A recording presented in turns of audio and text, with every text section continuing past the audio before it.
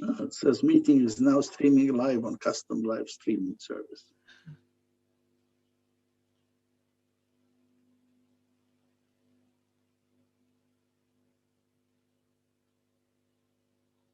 Okay, we're live this time. It's gone through. Okay. Okay. Good afternoon, everybody, and also good morning to everyone dialing in from the Americas, and good evening to everyone coming in from Asia. This session is called Harnessing the Power of Systems Analysis. And in this session, I'm delighted to welcome Dr. Ismail Serageldin, who is Emeritus Librarian of Alexandria. He was the founding director of the Biblioteca Alexandrina, the new Library of Alexandria, and a former vice president of the World Bank. It therefore gives me great pleasure to give the floor to Ismail Serageldin for his speech about harnessing the power of systems analysis. Over to you, Dr. Serageldin. Thank you very much for inviting me to this important gathering. And with your permission, I would like to present some slides. And there it is. There we are. Okay. Systems analysis is really the only way to go to deal with complex realities. And we all know that our realities are very complex. My outline, I'm going to run on something on the limits of reductionism, and then the costs and benefits of simplification or even oversimplification. And then a brief look at what we're dealing with. And then I will have 2 or 3 examples, and then come and end with the importance of proper policy. And policy can only be designed if we have undergirded it with proper analysis, and that cannot be done, I believe, without proper systems analysis. Now, on the limits of reduction, we use a reductionist approach to focus on a small part of a very complex reality. So on one level, we can say that human beings are 3 buckets of water and a handful of minerals, which may be useful in some analysis done in a pathological lab or something like that. But fundamentally, it is not equal to all the creativity, the reflection, the caring, the identity, the belonging that human beings bring. And in the same way, yes, I am a vice president of the World Bank, and that's all the more reason why I will say that the living reality of a society cannot be reduced to its national income accounts. In fact, that has been analyzed by some of the greatest economists in the world who produced that report a few years ago for President Sarkozy of France, that GDP is not actually measuring our lives the way we should do it. And in economics generally, we have suffered from oversimplification. So economists looking for a simple gross answer to a simple problem, like if total population is growing at a net rate in a country, say by 2%, how many people will there be in 2 years or 3 years or 5 years? Well, that works reasonably well. But if you extend the time horizon, then you have issues like net in and out migration, you have pandemics, you have disasters occurring, cumulative effects, tipping points, etc., all come into play the longer time horizon. And the tool is no longer suitable. And economists used to think, well, the easy way of doing that is to assume that these other things are exogenous. So the notion of externalities. And I was one of the people who at the World Bank used to argue that we must internalize the externalities, because too many complex variables, they could not be easily incorporated into simplistic models. And for example, the environmental and social costs of bad investments were not included in the calculations leading to a decision to invest. And throughout the Industrial Revolution, we have had that. We have had pollution, air and water pollution as a result of that. And We have seen how plastic on the beaches, plastic on the oceans, and in our food streams are really fundamental problems today, but simply because people thought that, well, if I throw that garbage out into the ocean or into the air or into the water, it doesn't count. It's a zero cost. Well, that's not true. And we now know all of these things and we have to incorporate them. We have lost beautiful corals near Australia, as you know, and elsewhere as well around the world. So what are we dealing with? Well, I think we are dealing with several things. First of all, human population is growing. And along with it, income and expenditures are growing, and our capacity to impact the environment is growing.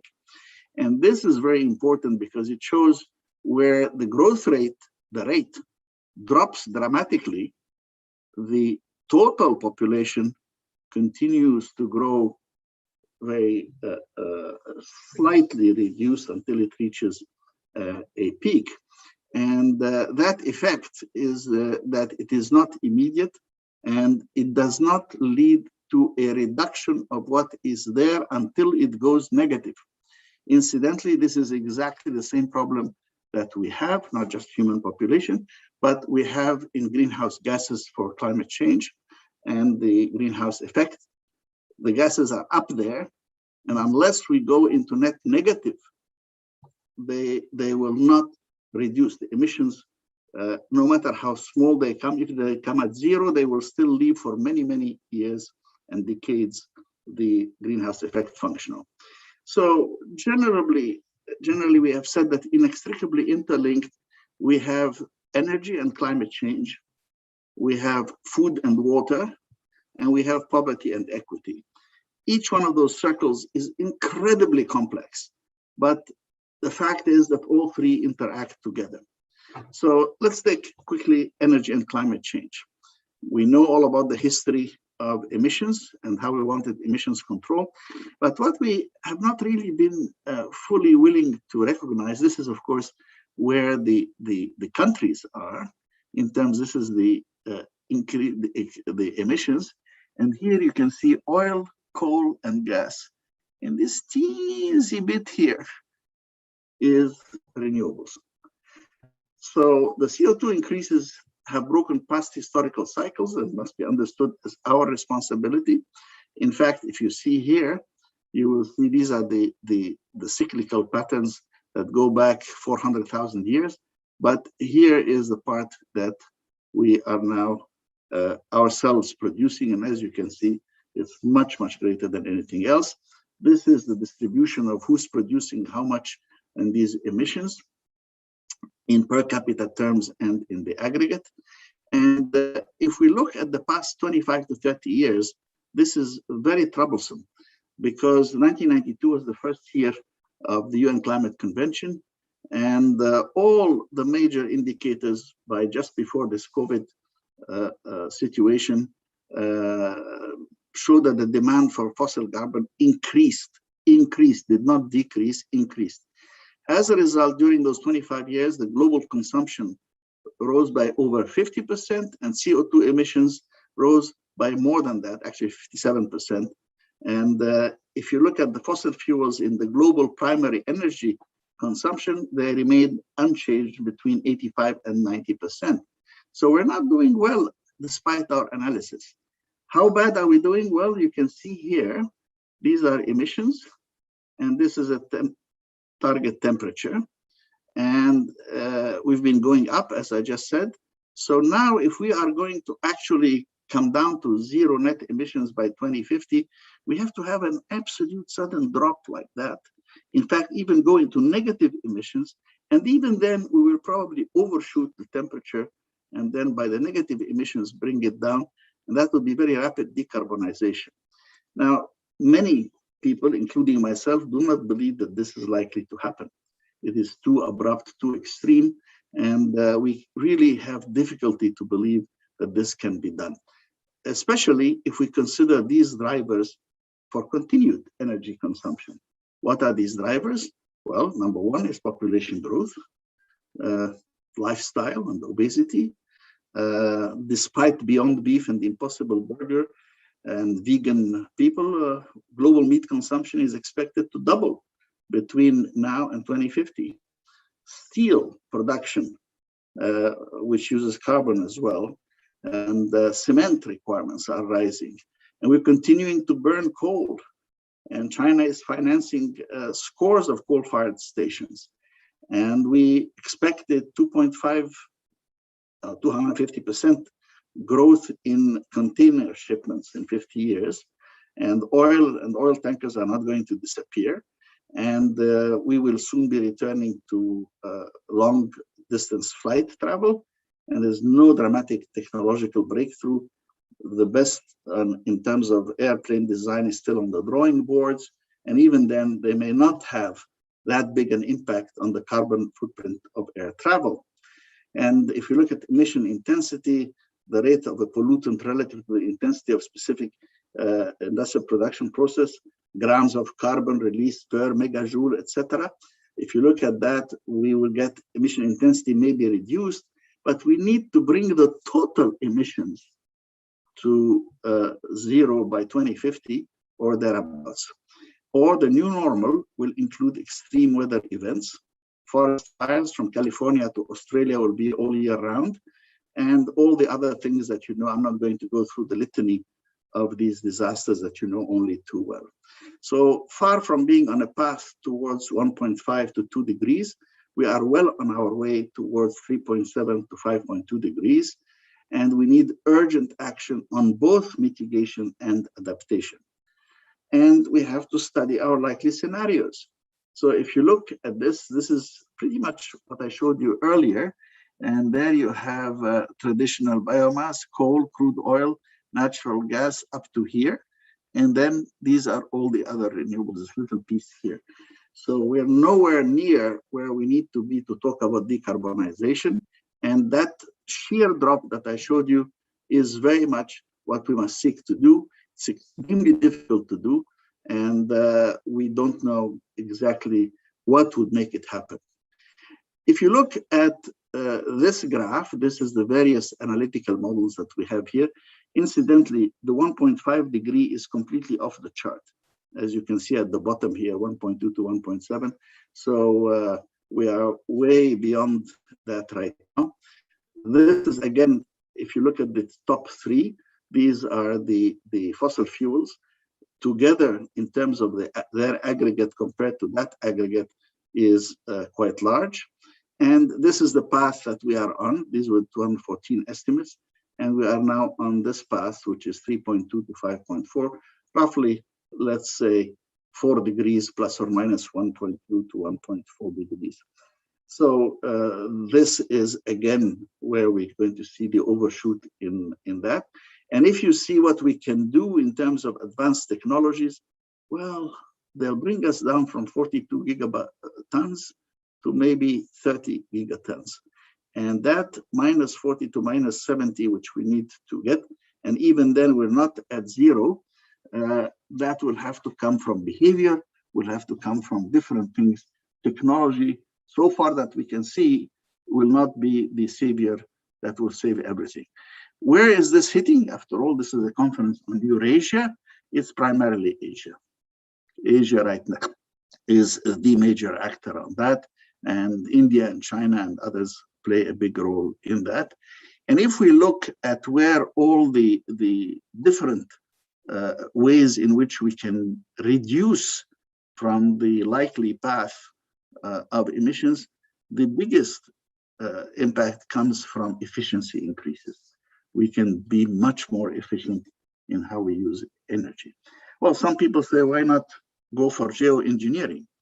And doing engineering schemes on a global scale that will combat climate change and reduce the energy,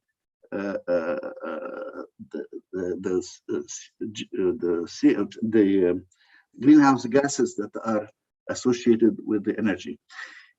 Well, why shouldn't we do that? Well, some of us really remember the carbofluorocarbons and the ozone layer. If you remember that, who would have thought that a minor refrigerant could result in a hole in the ozone layer. And this here, something has happened.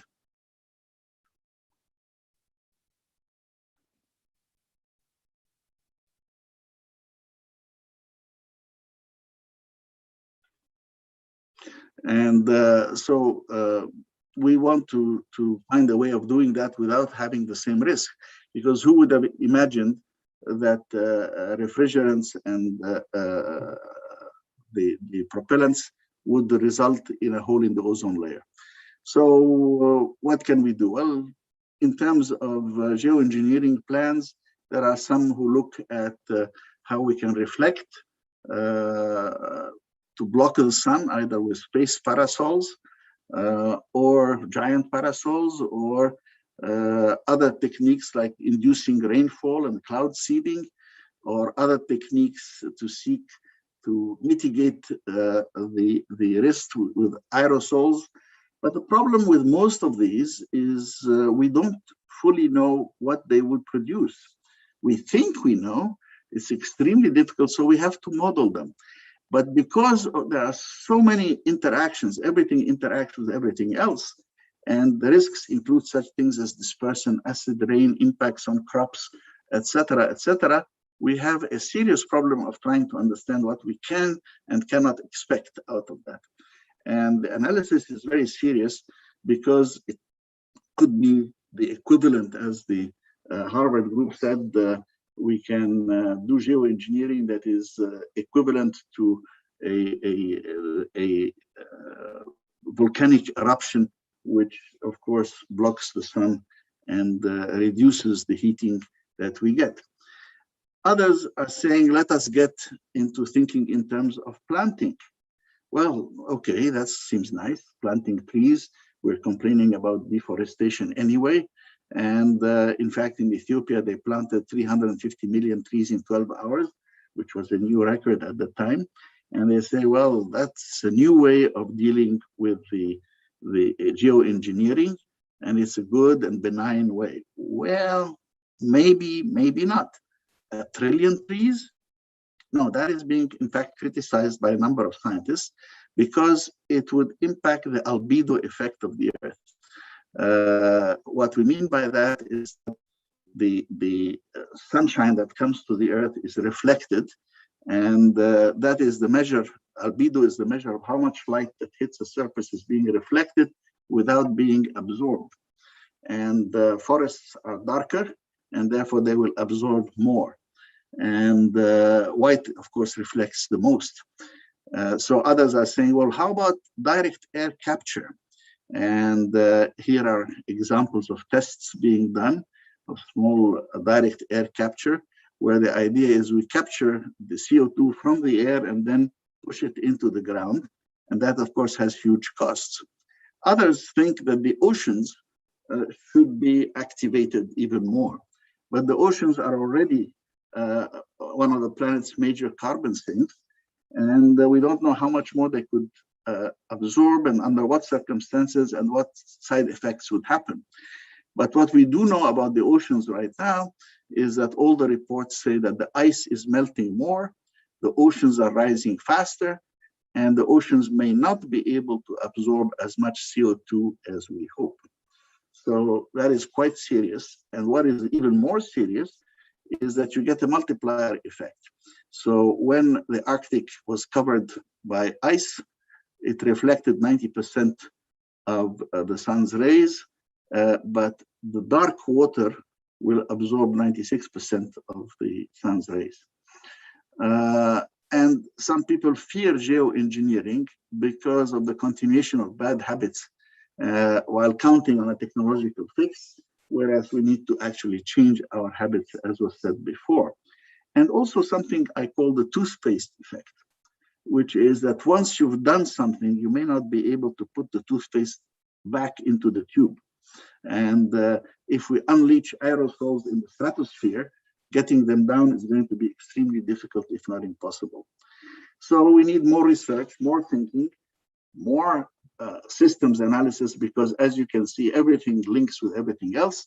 And we need to will to act on already things that we know, because we need to be reminded of the potential of an ecosystem collapse. We don't know just what kind of a curve we have, and we know we are somewhere up here, but it could lead to a faster collapse where the cumulative stress on the environmental ecosystem results in that drop down. So as you can see, it's a very complex set of problems. We have a lot of data, a lot of analysis, a lot of work being done, but we need the proper systems analysis to be able to look at the whole system together. If you look at the agricultural commodities and the food supply system, there are models that are done for global, and but this particular one I will leave aside. That requires a whole discussion by itself. Let's look quickly at global water. We also have models, and the models include a very large part of the agricultural sector, because about 2/3 of global water withdrawals are going for production of food in agriculture. And then there's environmental drainage and runoff to the sea and so on.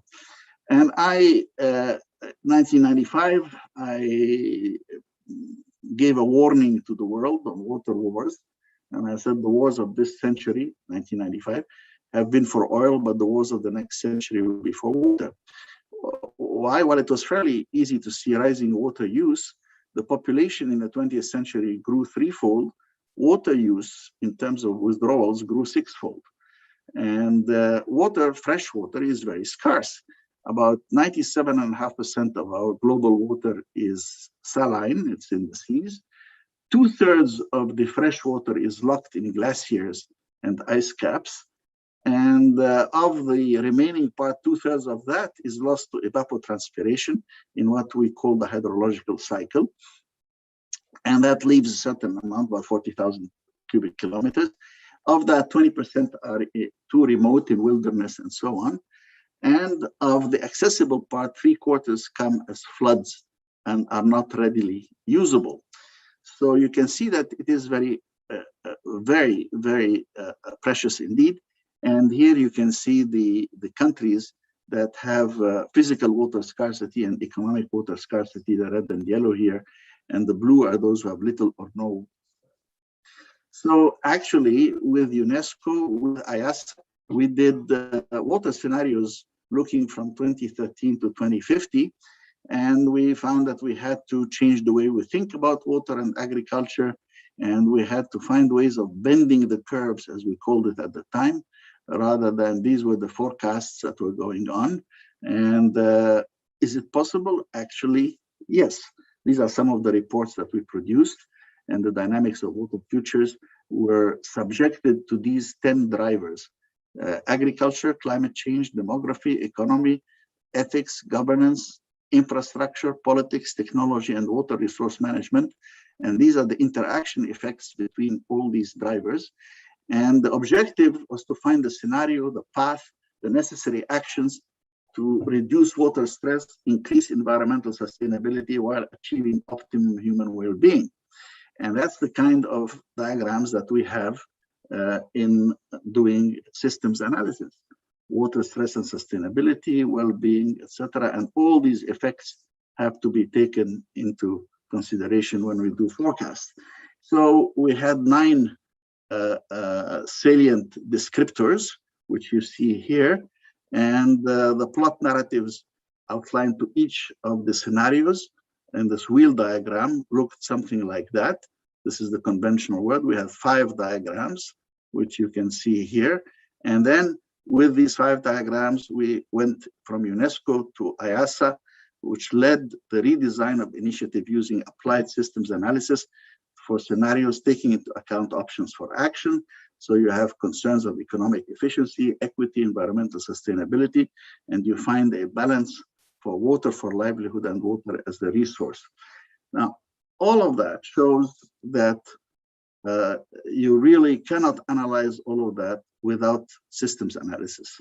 And that's why it is so essential that your meeting here address these kinds of things. My final point is about the importance of proper policy. By that, I mean, everything interacts with everything. So there's an absolute importance to systems analysis. What do I mean by systems analysis? It's integrated, interdisciplinary, international, independent, solution-oriented, long-term, looks at trade-offs. All of that constitutes a systems analysis rather than a simple linear regression or something of that nature. Why is that very important? Because that's how we design optimal policies. And as you design policies, as a person who has been very involved with that for many years, I say always ask who pays and who benefits, and always trace the shifting and incidence of taxation and subsidies. Now, this is a very important graph. Was done by my friend Peter Glick, published in the National Academy of Sciences. This was the red is the growth of the US GDP, and these were the water withdrawals, the blue.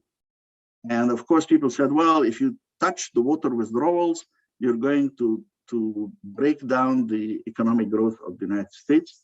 Well, the answer is not true. What happened here? What happened here was the Clean Water Act.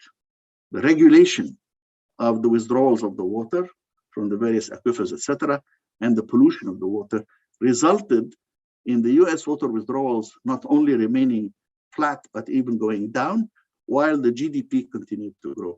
So these corporations who say, well, you know, you can't touch this and you can't touch that. No, we can, and we can do it well, and there is better ways of dealing with it. This is pretty much my last slide. We just been through the COVID, and different countries have followed different policies. But there are really two worlds. This is the East, and this is the West. And the factors in terms of fatalities is more than 100-fold, 100-fold, not twice, not 3 times, not 5 times, 100 times more fatalities in the West than in the East. Why? Well, there have been policies that have been put in place early, a more comprehensive set of policies, and more rigorously pursued. And so I say that we are in a world where we are all together, whether it is climate change or water or whatever, and whether it's for the environment or for the coming generation or for Mother Earth herself, we have to learn to use systems analysis in order to design the best policies for the future. Thank you.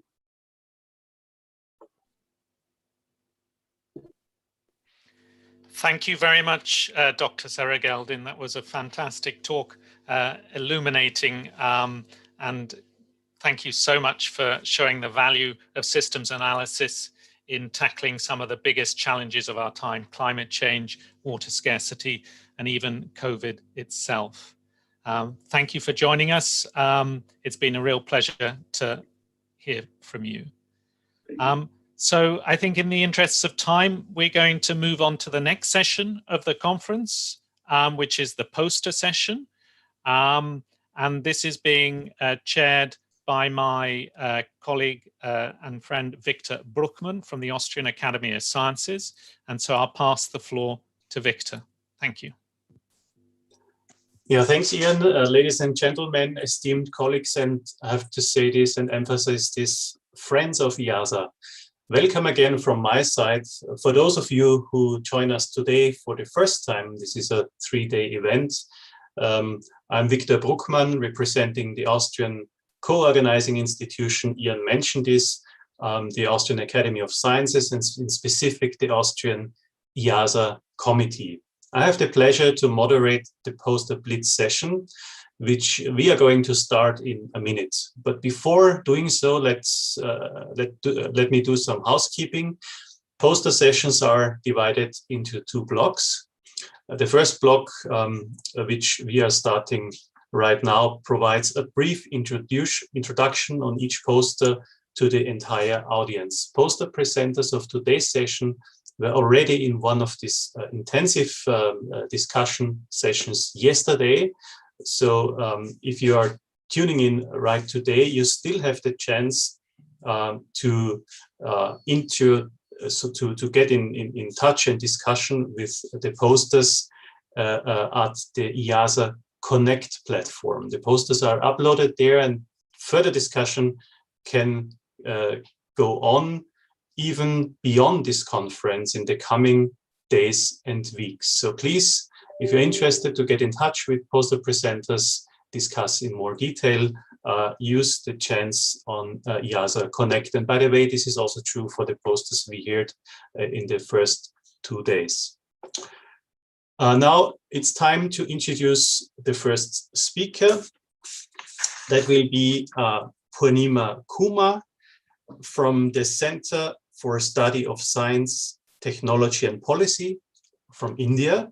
And she will now introduce her topic, Sustainable Alternative Futures for Urbanization in India. And I think that's a very excellent start and transition from the talk we heard just now. Purnima, the floor is yours.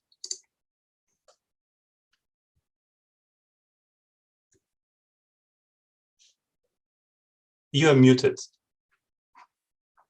Right, thanks, Victor.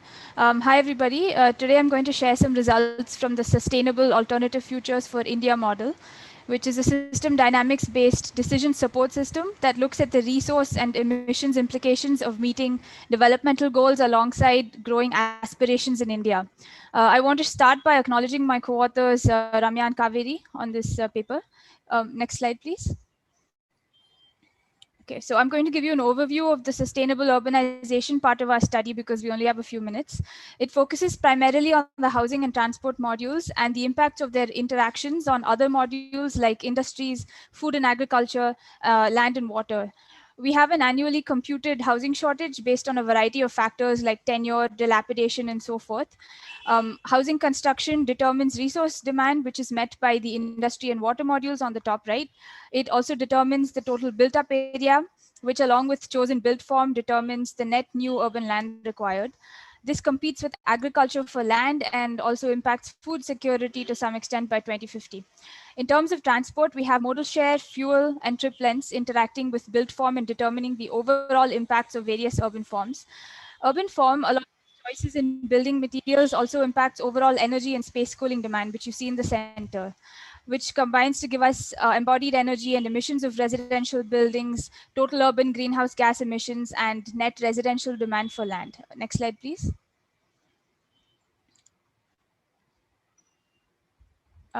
Yeah, thanks. So to just quickly wrap this up, we looked at 4 broad urban form scenarios, which you see on the bottom left. And we selected these based on different combinations of built form, which was sprawl and compact, and transport, private and public transport heavy transport patterns. We also looked at 3 scenarios for construction materials, which you see on the top left. In conclusion, we found that compact form was the best form. Compact form and sprawl both have the highest emissions when you combine them with private transport. In the sprawl scenario, this is due to larger trip lengths, and in the compact scenario, it's due to urban heat island effects coming in and lower green space. But when you combine public transport and our best case material scenario with compact form, this really helped to lower overall energy demand, greenhouse gas emissions, and also offered higher open space and public transport, which are desirable for a decent quality of life. So if you'd like more details into our study, next slide, please. Yeah, please feel free to contact us at purnima@cstep.in or safari@cstep.in. Thank you. Thank you very much, Purnima, for this comprehensive presentation. Now we move over to the third poster because I was informed that the presenter of the second poster, Itumeleng, is just dropped out, and we are trying to restore internet connection. So therefore, we are moving now from India to the Philippines, presentation by Monique Tionco, and because she's having internet issues as well, we have a pre-recorded talk that we are now going to present. She's affiliated with the Manila University, and her topic is analyzing the entrepreneurial ecosystem using an integrative system-based framework in Philippine social enterprises. So I'm asking my colleagues to start the recorded talk. This study is about analyzing the entrepreneurial ecosystem using an integrative system-space framework in Philippine social enterprises. We attempt to provide a holistic view of the entrepreneurial ecosystem of social enterprises by visualizing complex interactions between and among social, cultural, environmental, and economic contexts using the cultural adaptation template and feedback-guided analysis to understand the contribution of the entrepreneurial ecosystem in sustaining operations and social impact, particularly in the Philippine setting. In here, the feedback-guided analysis is followed for the development of a conceptual model through the cultural adaptation template as a high-level overview template which was translated to a more focused problem space diagram containing relevant issues. In this case, the social entrepreneurial ecosystem problem space.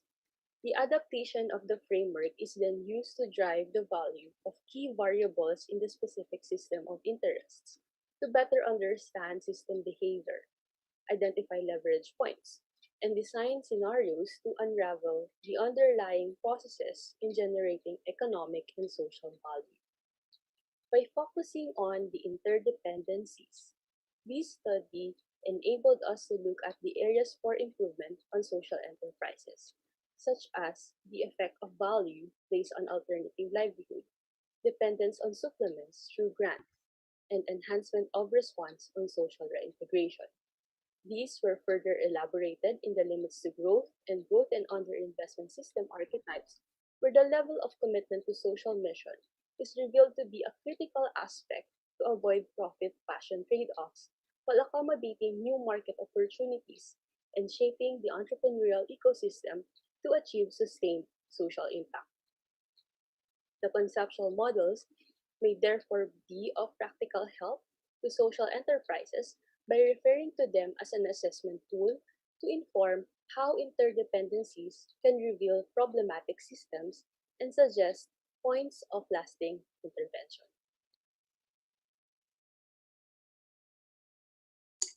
Yeah, thank you. That was now the so-called second order virtual contribution. And I'm very happy that meanwhile, Itumeleng Celebalo is available and we were able to restore the connection. So she is from the University of Witwatersrand in South Africa, and she will give us an overview of a systematic analysis of the environmental impacts of gold mining within the Light River catchment in South Africa. And I'm looking forward for your presentation. Okay, thank you very much.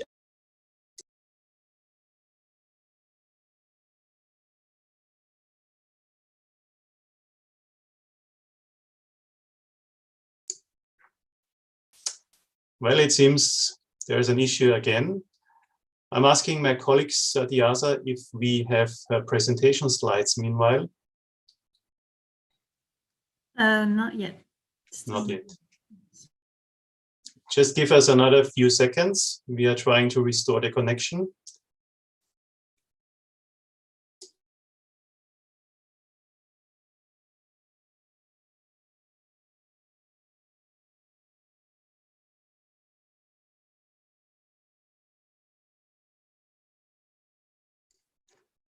Ladies and gentlemen, I have to apologize. In the interest of time, I am afraid we have to move forward. Again, at this point, I would like to point you at IIASA Connect. There will be the slides and the presentation of Itumeleng Celebalo available. So for me, I just want to point out at one important issue, that is the Best Poster Award, which is very attractive for all the poster presenters. We had these 3 days. It comes with a full travel support for the next regional conference. So to the entire audience and the panelists in this session, I'm asking to not forget to vote for your favorite poster of all 3 days. And that is via IIASA Connect. A link should be provided on the conference website and also in the chat function of this current session. Voting will be closed soon, as the winner will be announced during the closing session. Therefore, kindly cast your vote as soon as possible. There's just a short time window left where you can do so. Thank you very much for your attention. Thank you very much for all the poster presenters for this great and diverse contributions. And I'm wishing you an inspiring remaining afternoon with the discussion and then the final closing session. Thank you very much.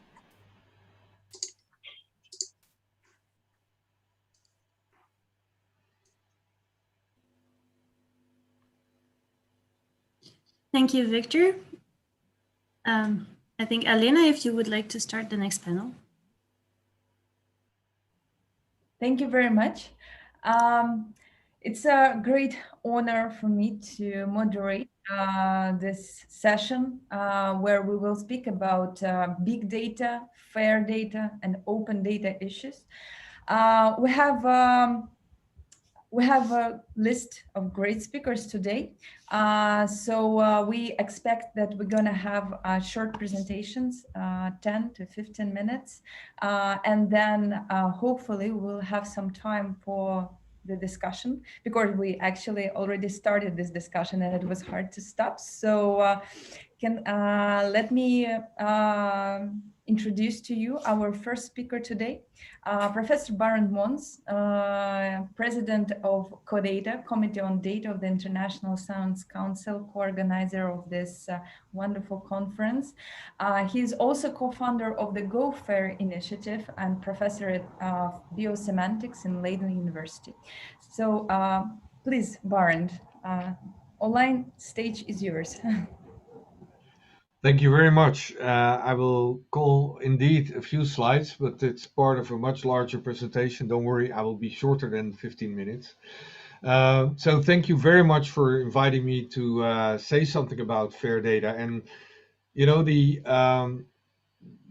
I'm the last author on the original FAIR paper, which was now cited well over 4,000 times. And we always have our internal joke that half of the people that cited the article never read it. And that is when something becomes a hype term.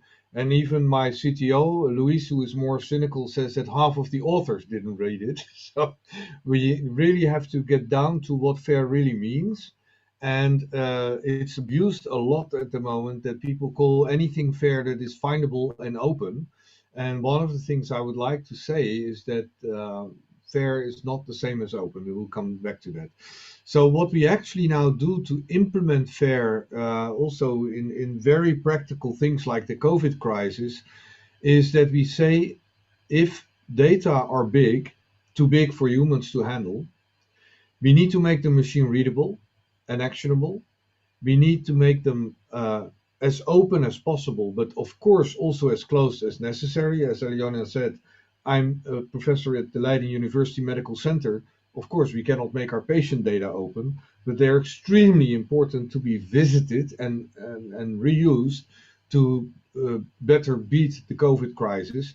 For example, I'm in the middle of this now new term, VITT, the vaccine-induced thrombocytopenia, which is the so-called side effect of the vaccines. We don't even know yet. And there is this massive influx of data, and do we stop the vaccination or not? This is already big data. So in a way, because we have to connect it to a lot of other data. So what I really want to emphasize that I now summarize the 15 FAIR principles as machines know what it means. As long as machines can understand the data, and they can see them as packages that are ever larger and larger as a containerized approach, then we enable machines to become our slaves to do big data analysis. But again, data, even if they cannot be open, should still be fair if possible, and not all data can be made fair. And obviously, it's also very important to emphasize that fairness is not a goal in itself. It serves AI and distributed learning, even to the point where on the Vodon website, the Virus Outbreak Data Network, I will actually switch there because I have the slide here, I see. and that is that the Americans found a nice other meaning for FAIR: federated AI-ready data. That's FAIR again. So basically, if we want to use the computer as our major assistant, we need to make everything so that machines know what it means. Now, of course, machines know nothing and they're stupid, but you know what I mean, I suppose here. Now, I will go into a little bit more detail about that and then say how we have to do this globally. But before we go there, the reason why this is so important in the context of this conference, that's all about systems analysis. For each of the sustainable development goals, as I said in the opening session, we have to cross disciplinaries. We have to cross regions. It is a system. It is so complex that nothing from climate to health to whatever water quality is a single disciplinary thing. And the thing is, if you want to cross disciplines in terms of data, your data stewardship and interoperability problem jumps an order of magnitude in difficulty, because in each domain they use different thesauri, different terminology, false agreements, false disagreements. Machines are driven crazy by our sloppy way of dealing with data. So coming back to the core, I will only show this slide and the next one, and that's it. Essentially what we said, and this is now a global consensus, and this is almost like in the center of the hourglass here, like TCP/IP and the internet. Every single data element, no matter how small, starting with a single identifier, but then a triple, a graph, a database, anything, should be a so-called fair digital object. There is, of course, a record like a triple or a single identifier or anything. That should have a type, so the machine should be able to answer three questions. What is it? What is the type? Is it a triple? Is it a graph? Is it a relational database?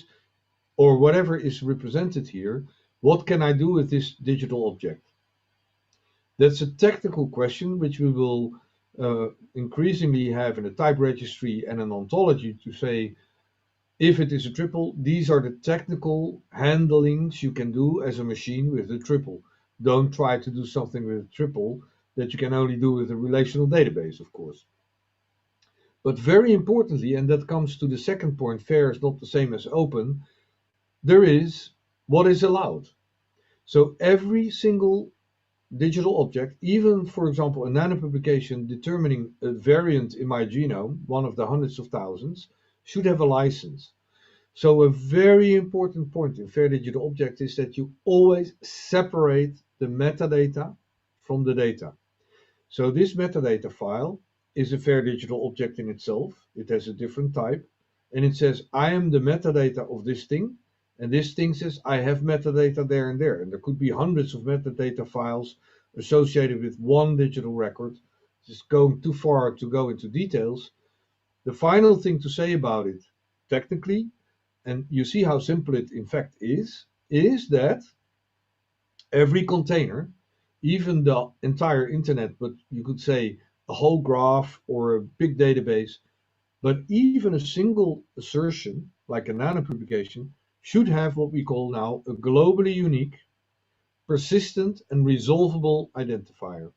And the resolvable is extremely important for the machine knows what I mean, because if you have a globally unique and persistent number and the machine cannot resolve it to its meaning, it's still useless.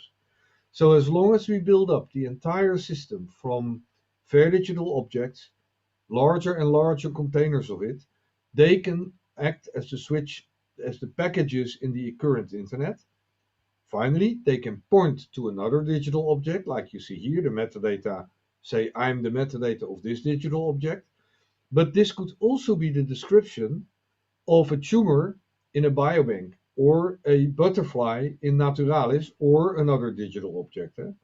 So we now make, for example, in Leiden, for every tumor that comes into the hospital with the patient in the Leiden Center for Computational Oncology, we make a so-called fair digital twin of the tumor, which is a fair digital object.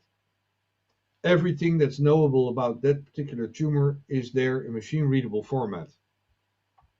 That's enough about the technology. One final, final thing to say. There are 4 major international organizations that deal specifically with data. That is CoData and CoFair, and you see behind me, I'm involved in both. Then there is, of course, RDA, which I'm also sort of involved in, and the World Data System. And we now created this common statement called Data Together. You can find it on the website and also on the Vote On website everywhere. And we defined our respective niches, and you can see them here. I'm not going into any details. And of course, there is overlap between all of them. So to make this happen at the global level, at UNESCO level, so to say, we need to work together to have the ideas, to make them standards, to test them out in GoFair, and to store them well in, for example, Core Trust 2 repositories. And all of this is needed to enable big data, open and fair data-based systems analysis. So I would like to leave it there as a setting of the scene. The definitions, fair is not the same as open. Fair is not a goal in itself. And very importantly, as a last point before I stop, and that is, we should stop sharing data. And I'm always waiting to see the shocked faces at the other end say, oh, stop sharing data. Yeah, because if you say sharing data, people think I sent my data to somebody else. I lose control. Maybe I cannot do it because it's patient data in my case. We move from data sharing to data visiting. So we send the algorithms, which are also infinitely smaller than the data itself. They're gigabytes rather than petabytes, to the data. So people keep control of their own data. They allow virtual machines to come in and to study their data and reuse them without ever, unless absolutely necessary, moving the data out of their original place and under the auspices of their original custodian. So the data of our patients will never leave the hospital, but they can be visited by everyone we allow to do so, and by every machine. So, Leona, I think I should leave it there and hope that others will put more stuff for discussion. Thank you. Barend, thank you very much. Actually, that was the best way we could start this discussion and to start this session. So I'm happy that I skipped my first introduction because you made it so better than I could. Our session is just to mention to all our honored speakers that it is broadcasted at the Moscow in Mrs. University, and it is also recorded. If I will see any questions from the audience, I will translate it to you. But anyway, there are so many people on YouTube watching us now, but we will try to keep this path. So actually, I wanted to ask some possible questions before we continue. So we're now speaking about fair data, about open data, as well as about big data. So, and I think that even at the beginning of our conference, we've been asking for the best way to make it happen on a high level, as you mentioned. We all know that where it's not possible, and you're absolutely right, that it is not possible to make all the data open. So we're not probably trying to get to this kind of future because, I mean, it's still shocking when you ask people not to share their data, but the visit data. But I think it's a very right way to make this happen, actually, to make open data, even if it's not open, but fair enough. My question will be about big data. So do you think that the big data could be fair enough?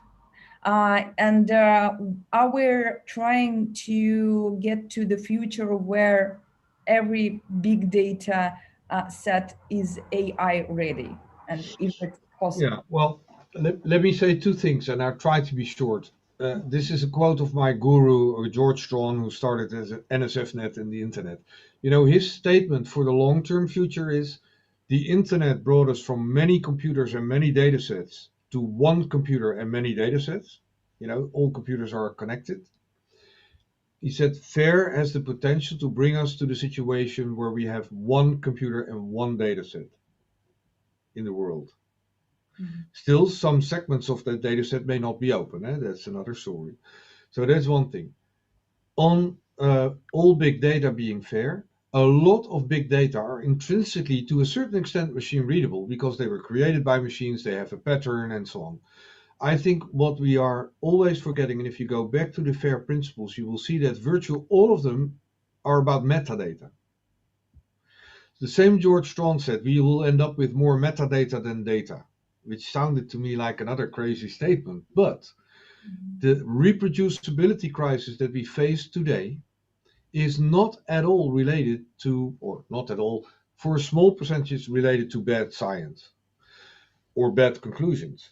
But the fact that we cannot reproduce other people's results is usually due to the fact that there is not enough metadata and provenance to know exactly how they did it. Even in workflows, you know, or data science workflows. Oh, you used another version of my workflow. Yeah, I never bothered to tell you which version I was using. So these kind of things is really important, that we need metadata first. Always think about your metadata. And even if your metadata say, by the way, the data are in a stupid Excel sheet, you cannot use them as a computer, or they are pictures in DICOM format that you can learn on as a machine, as long as machines know what the data means and how they can process them, I would consider the metadata fair, and the data do not always have to be fair. And also, finally, on the legacy data, that everybody say, oh boy, think about all these legacy data that we would have to make fair. No, two things. One, 90% of the data we have today in the world, which can be still stored in 1 kilogram of DNA, but okay, all the data, 90% has been created in the last 2 years. And this will be true again in 2 years from now. So much for legacy data. Of course, we need to make some of them fair. So my statement is, only make legacy data fair the first time you want to feed them to a machine. So just to add to this, I think that we're still living in a world where 90% of research is resulted in the way of PDF publication. Does that mean that 90% of scientists are doing bad science, or and how we can make this switch? So let's first move on to the other speakers. Yes, I have a strong opinion here, but for later. Yes, I can't wait to hear our discussion at the end. So let me present our next speaker, Shamila. She's Assistant Director General for Natural Science, United Nations Educational, Scientific and Cultural Organization, UNESCO. Shamila, take your time, please. If you have your slides, we're happy to see it. Thank you. Thank you very much, Elena, and good day to all of you. It's a pleasure to see all colleagues and friends again, like Baron. It's a pleasure to meet all of you again on a very important item, especially at this point in time. So we as UNESCO, we're delighted to join this forum on big data and fair data, open data. And I think we're at a crossroads in society today in sharing this kind of information. And especially today, I would like to thank, on behalf of UNESCO, the National University of Science and Technology, Mises, but I also want to thank the Russian Foundation for Basic Science, Russian Academy of Sciences, and also the Austrian Academy of Sciences and the International Institute for Applied Systems Analysis. I think this is the first time UNESCO has been invited to an event like this. So I was delighted to hear Baron just now, and I'm going to ask him a couple of questions on his data visiting versus data sharing, And I would put an additional word, which is called data using, because I think just visiting may not be good enough. It would be important to understand how it's being used at some point. Now, we all know that UNESCO was established after the ravages of the Second World War. And as stated in our constitution, since wars begin in the minds of men, it is in the minds of men that peace can be constructed. And so today we need to consider our role towards equal access, and I would say, Baron, sorry, knowledge sharing, knowledge visiting, if you would like. Knowledge visiting, I put it that way, yeah? And I would put an additional word, which is knowledge and data capturing. Because how do you want to capture it and use it thereafter? So I'm going to try and share with you my slides, if I may. Share the screen. I'd like to share with you a couple of thoughts and ideas, and very much so that the indicators of the Sustainable Development Goals are all very much linked. I don't know, I have a problem to share this somehow. You're not available. You should. Can you see it now? Yes, we can see it. It works. Thank you. Okay. Let me try and get to the first slide. Yep. And I'll get here. So I think I would like to share with you a couple of ideas and thoughts on why UNESCO is pursuing a recommendation on open science for global research and for fair data. So what kind of science do we need, and what kind of data sharing do we need to fight inequalities? And I think Baron mentioned that we need to have access to this, yes, and we need to look at big data, but how to process this, and what kind of collaborations would we need for that, and how would we enable then our communities to actually use this data to promote science policy society dialogue. So I think for us what would be important is to consider what type of an enabling environment would we need for the context of fair data, what conditions for this inside, within organizations and outside organizations. And I would like to share with you then why UNESCO has embarked on what is called the open science. So open science because of the S in UNESCO, because of the SDGs, because of the Article 27 of the Basic Convention on Human Rights, that is the access to developments in science and technology, but also the convening power, and because of the normative power of UNESCO. So in 2019, the General Assembly of UNESCO actually mandated the organization to develop an international standard-setting instrument on open science in the form of a recommendation on open science. Of course, we know that this is a consultative process, and it has embarked on a consultative process since several years now, but actually formulated through this particular mandate of the 193 member states and governments of UNESCO in 2019. This was the official process, setting a norm on what is called open science. And the aim was to understand the meaning of open science.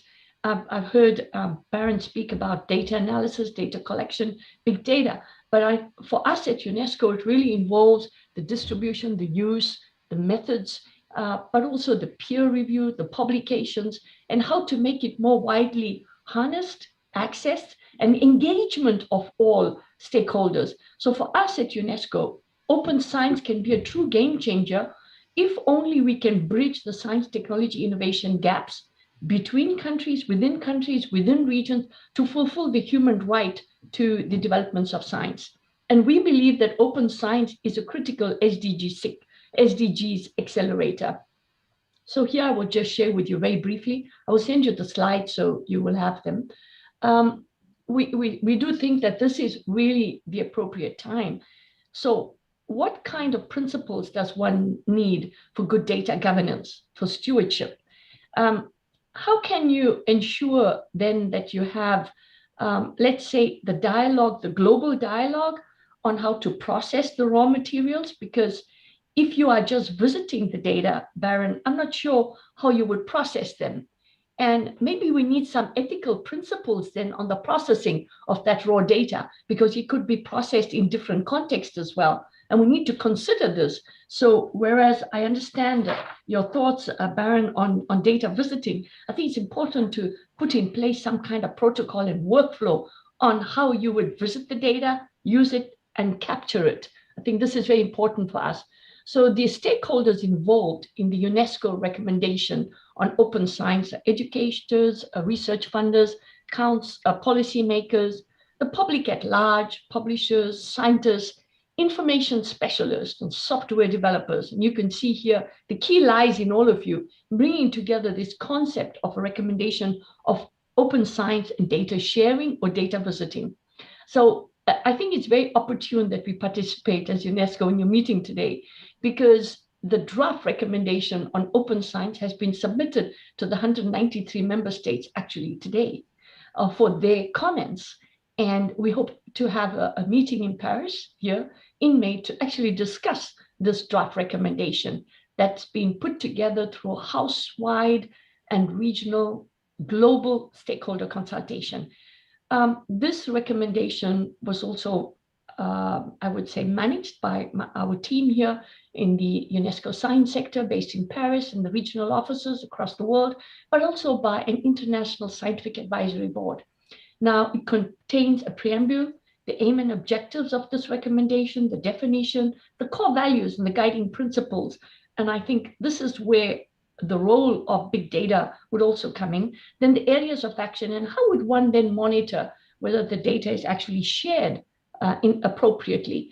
So only just to say that we need to solve complex global problems of humanity, we need to respond to crisis situations, yes, and we have to fulfill the right to science. But then how do you reduce the inequalities? What do you do with data?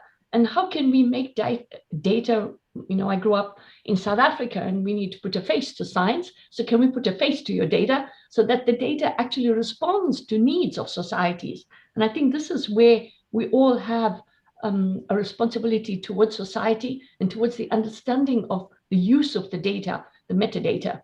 Now, of course, the aim of this recommendation is really to promote the perspectives of open science and to reduce the digital technological knowledge divides between countries. And I'm not going to go into this, but I just want to share with you some highlights of this recommendation, which is distributed to all countries today, 15th of April, and I will make that available to you.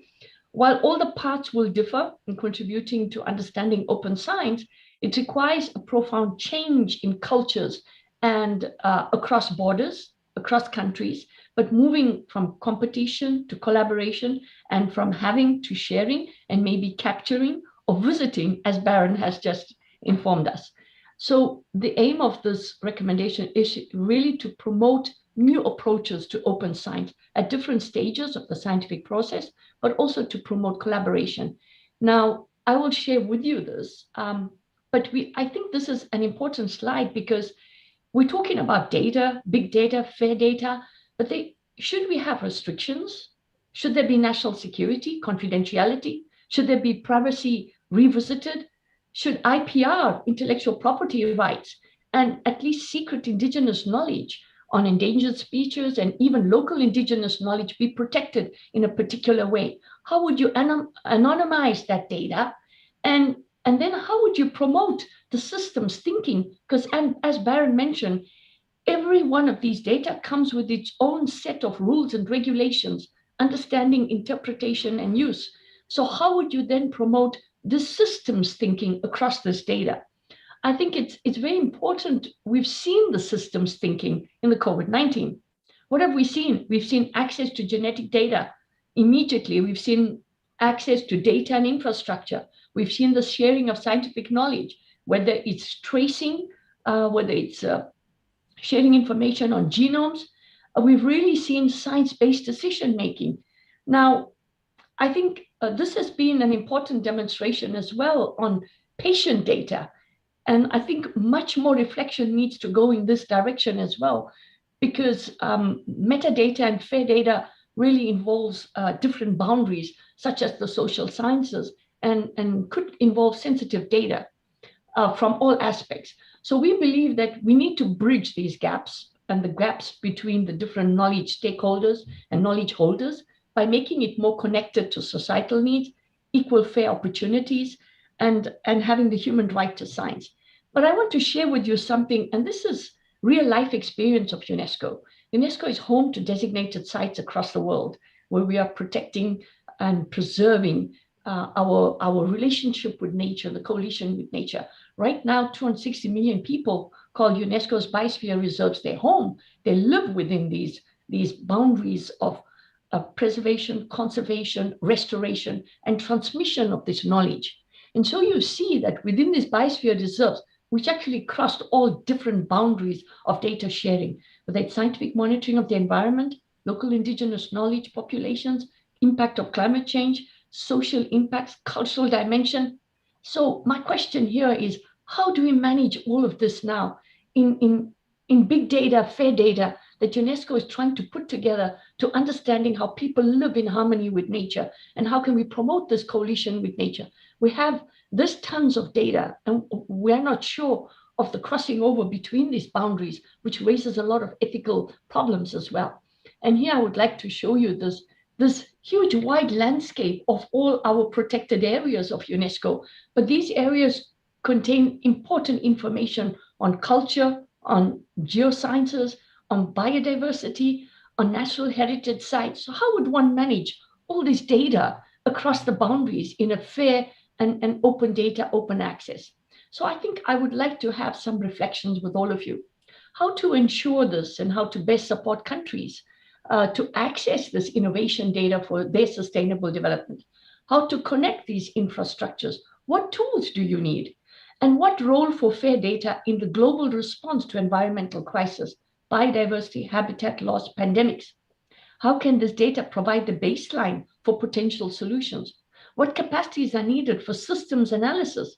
For example, for sustainable, peaceful natural resource management. Can we have a reflection on that? And then how do you see the science diplomacy in the open data? How would that fit in the global agenda? What opportunities for integrated transdisciplinary open data sharing, and what tools do we need to measure the impact of the fair and the open data? Thank you very much. I hope this has started a new kind of dialogue, Baron, on how we could take these questions forward across different dimensions. Thank you.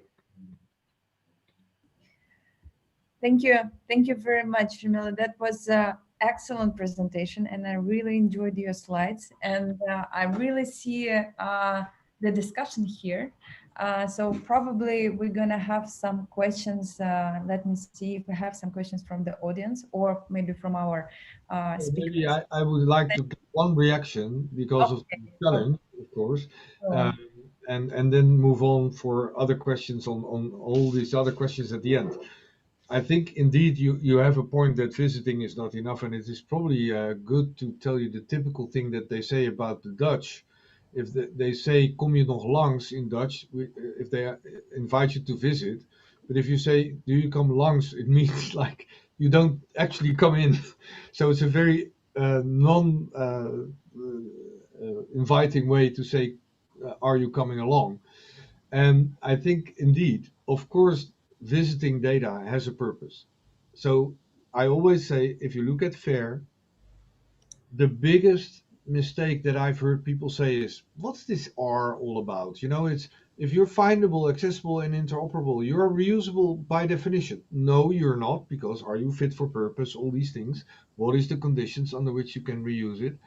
So I say the final goal is optimal reuse. The R of FAIR is the reuse of the data for the right purpose, locally where possible. And the F, the A, and the I are only submissive to the R. You know, you have to make data reusable. And that's why we even said when people say, oh, are my data unfair when they're not fair? We say, no. They're just reuseless. And that's a new term. So it is all about the reuse of data, not just the visiting. But the point of visiting is indeed that we use the data where they are, and we do not bring them into a stupid big data warehouse in Brussels or something like that. Yeah, that's the idea. Probably we're going to have a new vocabulary after this with a set of new data. Most of the data today are reuseless. Shamila, I have a question. Yes. I'm very supportive to this strategy, and I think that's it is very important to advocate this, especially on the high level within their international science diplomacy ministries and government, because scientists, regular scientists, I usually do for what it is counted. So, I mean, they're always evaluated by our ministries. I mean, when I'm like leading the research, I need to publish papers because I'm evaluated by the way how I'm publishing these papers. I'm paying a lot of money to be published, and it's not again, and it's not. It's again a PDF as a nightmare for machines, as we know, but this is the way it still goes for 90%. But how we can teach, how we can learn to take care of our data, and to not only to make it open as possible, but also to make it understandable, because if I wish to use somebody's data, I need to understand it. So people should really take care of it, of the way they produce the metadata, and about the whole life cycle. We can teach new generation, and I'm sure that the next generation will be much better than we are. But can we solve this problem on our current level? That's a good question, Elena. I think, and I see Baron smiling as well. I must say that this is one of the biggest paradigms of the current context in which we're living in, because we've seen that during, the only reason we advanced so rapidly to identify vaccines and therapeutics was because of the sharing of data. It went beyond paywalls, patents, and publications. It went beyond that. It went beyond funders and donors. It was just simply sharing of information and data. Now, of course, that's a utopian dream. We all know that, coming from research and having worked in laboratories for a long number of years. I know this as well. We know the competition that scientists face internationally. And this puts an additional strain on scientific careers. It's either publish or perish. Well, this has been the motto. So it's very important to distinguish between publishing data and publishing old-fashioned papers. Yes. I think nobody would contest competition in science, because even in COVID, there was a lot of competition, and it was exceedingly difficult to get to the data, actually, to build the data model on the side. So I think there is a real point. I always say the worst invention ever for modern open science was the journal impact factor. But the second best is supplementary data, because then people moved slowly on to data-rich science, and they say, oh, let's put our data sets as supplementary data and hide them behind the paper, so machines cannot find them, and there may be a link, but 30% gets broken every year. So the current publication system for science is hopelessly outdated. We need to publish data with a supplementary article. Yep, I think, and I agree with you. And I think another problem is that the high impact journals are publishing information and data which excludes automatically the research which is so needed in developing countries. We see all these high impact journals are not publishing on the ground data and information that will be useful to developing countries. And that data is lost. That's because they cannot access the high impact journals. So you don't access the wider community. You don't access the wider funding agencies as well. And this is where I think we need to look further into this. We should not relinquish the principles of integrity of research, of course, in that process. We do need integrity, and we need the highest quality peer review, but we should give value to research which actually meets societal needs, even in poor, small, developing countries. But we don't have that today. So how would that data from the small developing countries be taken into consideration? How would you, as a big fair data, take into account the data of small countries and small island developing states, which is so essential today to combat disaster risks? So that's my question. You should, the thing I'm most proud of last year in COVID is Vote on Africa. They are ahead of everyone. They have 11 fair data points throughout Africa in 7 different countries, and we can visit them with Sparkle queries, which is way ahead of Europe, you know. So, and they never have to give their African data to the north and never get them back. So this is an extremely important thing. But maybe, and although I hate statements that usually the UN can do, like, you remember health for all by the year 2000? Yes, here we are. But wouldn't it be great to set this statement of George Strawn as a goal for UNESCO? One computer, one data set, including everything for developing countries. We just hope that everybody global, they are included. We just hope that everybody in developing countries is going to have a computer just to follow the statement, and then it's going to be a truly game changer. So may I just come in here as well? Yes, and in the discussion, or just very briefly, I just would like to complement what has been said, and I think it's really interesting, and there have been a lot of very good points made also with respect to the digital divide to developing countries, and also the mind shift and the need for cultural change has been mentioned by Shamila. I think that's great. But I think what makes researchers in the end change is the incentives. So we need to get the incentives right. And I do agree with Baron that it's not ideal yet. We still have a long way to go, but there are some positive developments on the horizon at the moment.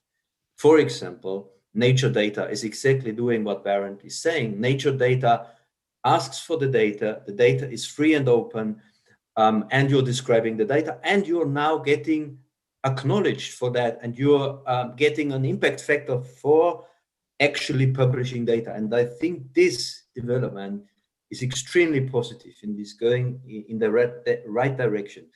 And other part of incentives is also that funders are now increasingly asking for open data. So they don't fund anymore if the data is not open, if the model is not data. And I think this is the only way to go. The only way we can get this thing done is by changing the incentives, making the funders aware that their funding for SDGs actually becomes useless, simplified, if the data is not becoming available. And the third thing is that we need much stronger legislation also for companies, because as Baron has correctly said, 90% of the data was produced in the last 2 years. And that is actually, most of the data is actually owned by the Googles and the biggies. Let's be realistic. That's what the big data is sitting.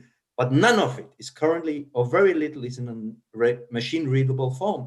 And this you could even see during the COVID. So whereas Google made the mobility data open, it was in a PDF format, it was not machine readable. So there needs to be some legislation put in place, similar to, for example, a patent. A patent expires after a certain time. Why cannot the holding data be expiring at some point? And I think we need to also distinguish very clearly between sensitive data, which is patient data. I fully agree with Baron on that, fully. But why can some data, which is not sensitive, not freely flow anyway? And that this is also, I think, a very important point. I just wanted to throw in these thoughts in this current discussion. Thank you very much. Yeah. Thank you. Sorry, Elena, if I may just say, I think we have to consider different cultural contexts as well, because what a Western society may consider as non-sensitive data may be sensitive to other cultures and communities, and we're seeing it right now, even during this COVID. So I think it's very important to consider that. I have a question to put forward to you and to Baron. Could you consider the ethics of big data? Or have we ever considered the ethics of fair data and the meaning of fair data and the meaning of open data, or the ethics of open data? I think this is something that needs to be considered as well, because there are different ethical dimensions, different perspectives, and that needs to be taken into account. Even if you have one computer, one data set, based on whose perspective, one computer, one data set, whose one data set? We have 193 member states here, Baron. So help me. But I think the formal there is formal rules. Can you own data in the first place? Data as in the non-processed form. I don't think you can legally, at least not in Europe. But and everybody now agrees that in principle the data donor, if it comes to personal data, not only patient data or your movements, your whatever that is sensitive, you are the owner. Yeah, whatever that means. So I think what we should really look at is data should be viewed wherever possible as a common public good, because 90% of the data are created by public funding. And even I'm teasing companies like pharmaceutical companies saying, oh, even you deduce your research from my tax. You pay less taxes because you do research, so I pay for the data. There is no reason, unless you have an extremely good argument, to keep data closed. Mhm.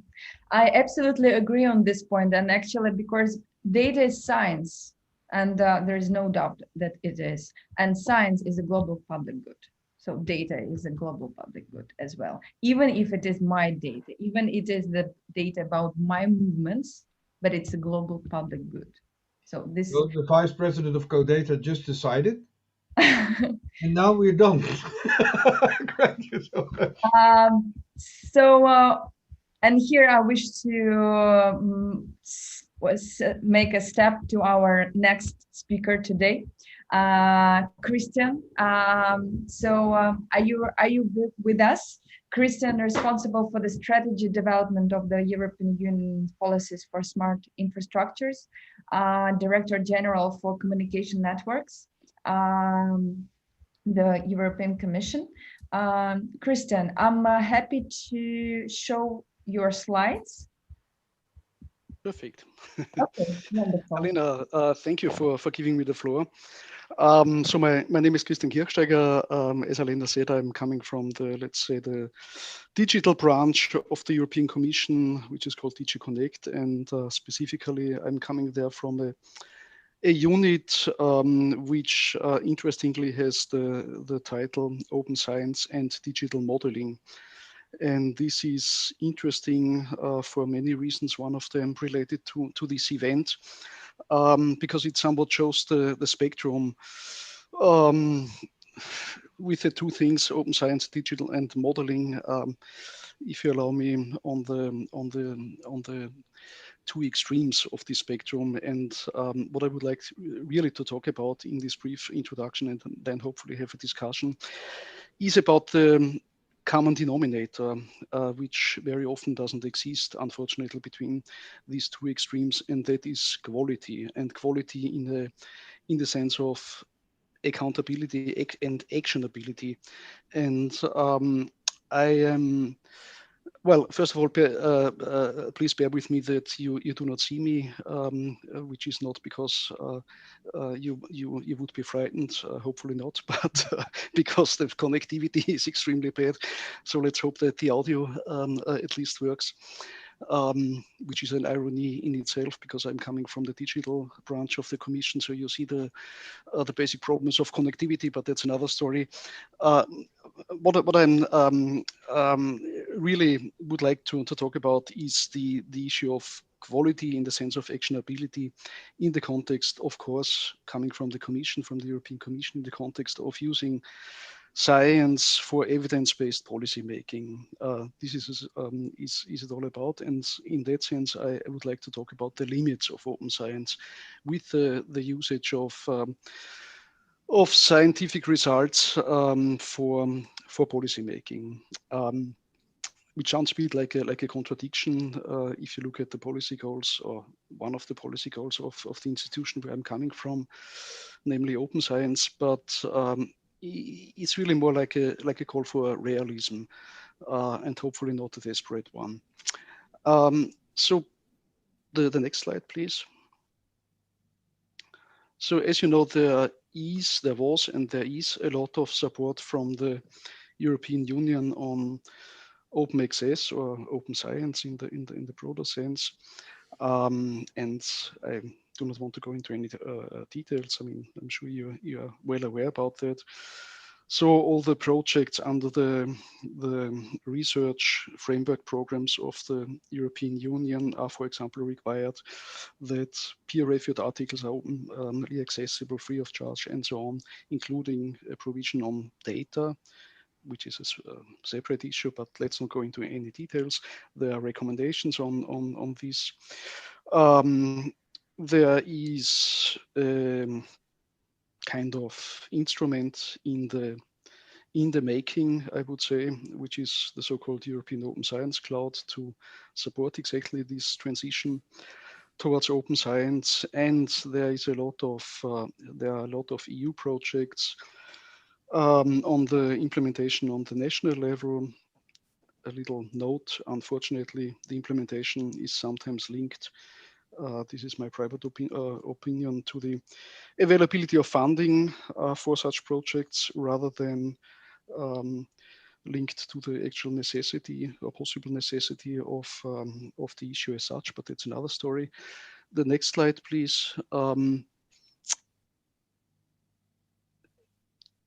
Just to look a little bit, but this just for 2 sentences, the history of research dissemination. I mean, again, without going into any details, it seems to me that we are a little bit back after 3 centuries in the pre-Newton time, where essentially you have to pay something to have your finding printed. The big difference, of course, is, as we all know, that the abundance and overabundance to a large degree also of information is the new phenomenon. And therefore, and now I'm really coming to what I really want to talk about, therefore the issue of quality and accountability really moves into the centerpiece. And this is not a philosophical issue.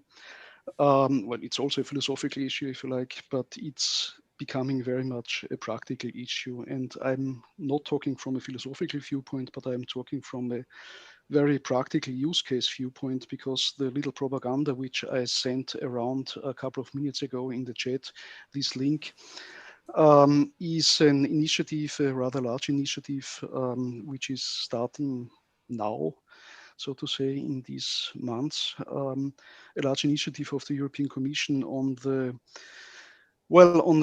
classical support tool infrastructure, decision support tool infrastructure for science-based policymaking, in this case on the implementation of the so-called Green Deal.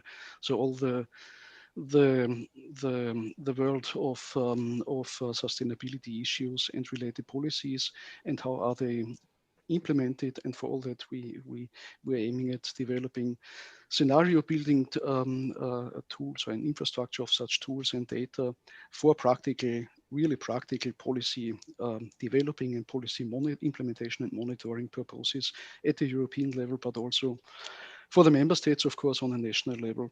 And this is the link, of course, to system science. This is the link why our service, I suppose, has been invited to this distinguished event. And here, of course, we come up with the issue of actionability of all these results, and how does that link to, for example, to the calls for open science and open access. So all I would like to really emphasize is the next slide, please, which already is the last one, the next slide. But this is really the centerpiece, what I would like to talk about and then ideally discuss about. So I would like to emphasize that all these nice principles of data transparency are, of course, subject to limits. The prime reason is that concerns about data falsification, erroneous analysis, and misleading presentation of results have recently strengthened the call for new procedures that would ensure public accountability for data-driven decisions. So I'm generally in favor of increased transparency in data practice. I would really like to remark that some legislative efforts that invoke the language of data transparency can have very different interests and political goals in the background. So framing these, let's say, political games in the language of transparency can, on the one hand, be strategically quite clever, because approaches that emphasize open access to data, for example, carry nowadays tremendous appeal, particularly in current political and technological contexts. But as I said, I mean, data transparency can be used to advance not necessarily the goal of objective quality, but in a sense also to parallelize the decision-making processes of a regulator. So for example, if you consider that more or less each policy service, policy directorate general of the European Commission, especially in the environmental and sustainability domain, relies on, I do not know the number, but let's say on dozens or hundreds or whatever of scientific and technical studies annually to make policy decisions. Obviously, a full transparency of access to data, let's say, would severely restrict the ability to actually enact regulations. Due to both the costs of making such data available and of course the fact that certain classes of data are impossible to release, as was indicated by one or two of the previous speakers. So really all I want to throw into the ring now for feedback from you is I think the realization that there are clear limits to transparency, and especially for science-based policymaking. And I can see at least three, as shown here in this little list of bullets. I mean, the first one is the classical one, which was mentioned before also, I mean, privacy security concerns. The second one is the one which I mentioned before, that open.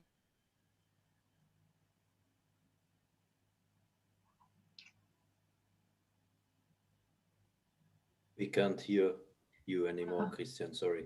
Now you broke up, yeah. We missed you. Christian, can you hear us?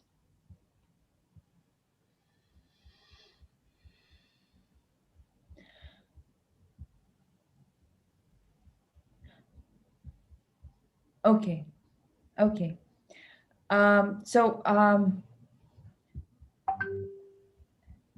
As I know for sure, that was the last slide that Christian wanted to present to us. So just to save our time, I see that Christian probably has some problems with connections. So just as a moderator, let me suggest we move to our last speaker now. And then we hope that Christian will be back to us and able to participate in the discussion, and we can then ask some questions. Stefan, he's program director of the Strategic Initiative Programs from IIASA. So we're very looking forward to your talk, and to probably you can share with us current IIASA practice in data stewardship. Stefan? Yes, thank you. Thank you very much, Alena. Nice to meet you all again, and nice to have this good discussion with you. I'm very much enjoying it. I think it's really needed and it's really important. Maybe just a very quick remark, if you may allow me. Can you just give me the chance to finalize the presentation, because I was kicked out, and I hope I'm back for at least 2 minutes to come to the actual thing I wanted to say. Sure. Yeah. Sure. If we go back to the previous presentation and the last slide, it's just about the last bullet point. One back. Because I mean these first two limitations which I mentioned, I mean, coming from a digital unit, I suppose this with all the nice buzzwords of artificial intelligence and everything, this will be or might be ameliorated over time with technology, simply saying. But the critical point is the third one, and this third limit seems to remain, and that is simply the fact that epistemological limitations and really deep uncertainties will probably always constrain data-driven political decision-making, and in my belief, and I'm very interested to engage in a discussion, no technology can help here. So policy institutions charged with, for example, protecting health or the environment must make decisions in the face of deep scientific uncertainties, and simply because science by its very nature is incomplete and only very rarely gives somewhat precise answers to complex policy questions. And so the only solution which I can offer here is that scientists working in policy institutions should delineate the extent to which their science policy decisions inevitably are informed by value judgments that go well beyond science. However, to my great dismay, I cannot give you a single example when that would have actually ever taken place in practice. And with this, I would like to go in a discussion, and I very much hope to be refuted with my argument. And the real reason why I'm talking about all this is exactly mentioned here, which is our EU Green Deal implementation initiative, so-called Destination Earth, which is hopefully becoming a very nice infrastructure, pan-European infrastructure on decision support tools for sustainability policy issues, policy making and implementation issues, and a key issue of actually implementing this infrastructure after having solved all the technological issues, all the IT things, which is rather trivial, I would say, compared to a key issue, which is exactly the one on the actionability, on verifying the actionability of predictions, for example. And this links very much to open science. First, because it's the limit, but also because if you look at the type of data which could potentially come into such an open infrastructure, because it's supposed to become an open infrastructure, such as, for example, citizen science, then clearly the issue of quality in the sense of actionability moves into the center, I think. And for any suggestions to deal with such issues, we would be more than interested to engage in a discussion with whomever. And the floor is open, if I may say. Thank you. Thank you very much, Christian. Thank you very much. So in the interest of time, we can have a short question here or save some time for wider discussion after our last speaker today. Do I have an immediate reaction right now? Probably some. I do, but Yeah. better to do it at the end, I think, because yes. Let's do it at the end. I think thanks a lot, Christian, for these very interesting, quite provocative points you brought up. So maybe let's keep that for later. I have a few thoughts on this, and I think it's really interesting to work on that discussion. But maybe since you brought up the term, maybe I very briefly share also my screen. I have some quick kind of presentation as well. I can try to show you. Let me see if this is it. Can you see my screen now? Yep.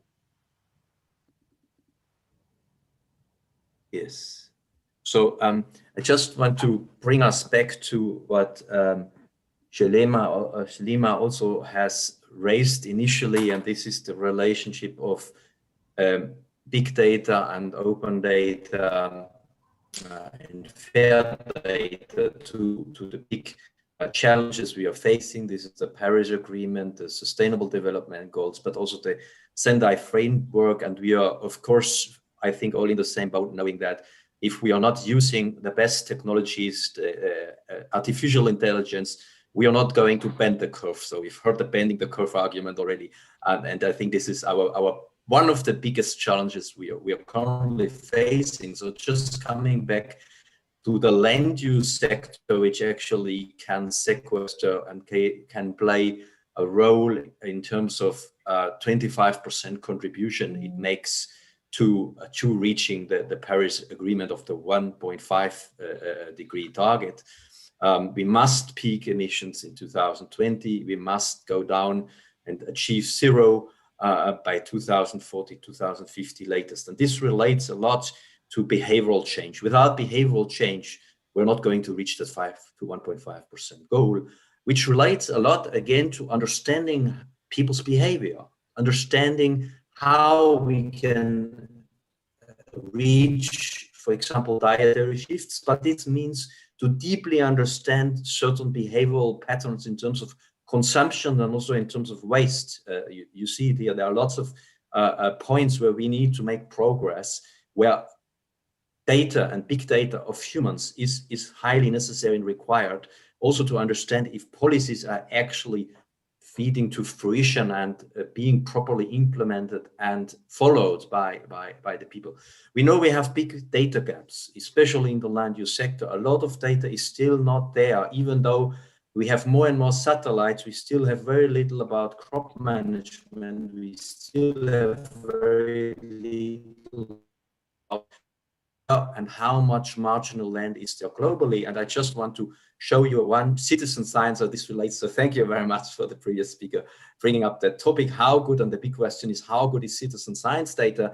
And I would say it can be good and it can be very bad. It depends a lot on the question, what you ask citizens to do and how you design your crowdsourcing campaign in this case. In this case, we just asked people and we trained them, we gave them feedback. So it's not just a one-way communication, collecting data from citizens, but constantly giving citizens feedback about the quality, checking the quality, having several people looking at the same spot, in this case, very high resolution images, just asking the question, do you see fields in this image?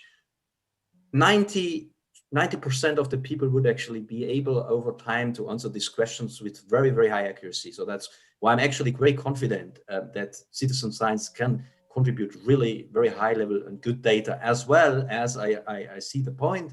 There are also question marks on the uncertainty in some cases, and we need to really differentiate that. But in this case, we have managed to downscale this initial large land reserve of land availability with the citizens campaign and show there's actually much less land available to grow biofuels in this case, where also the biofuel lobby was not very happy about these results. And these are just some other citizen science campaigns we've been doing at IIASA. This is another example where we mapped poverty in Senegal and where we demonstrated that mobile data is actually really, really useful in getting a better picture. For example, the top-up rates people use in the country is a very good indicator also on poverty-related issues in terms of food security-related issues and tackling some of the food security-related SDGs, in particular number 2, for example.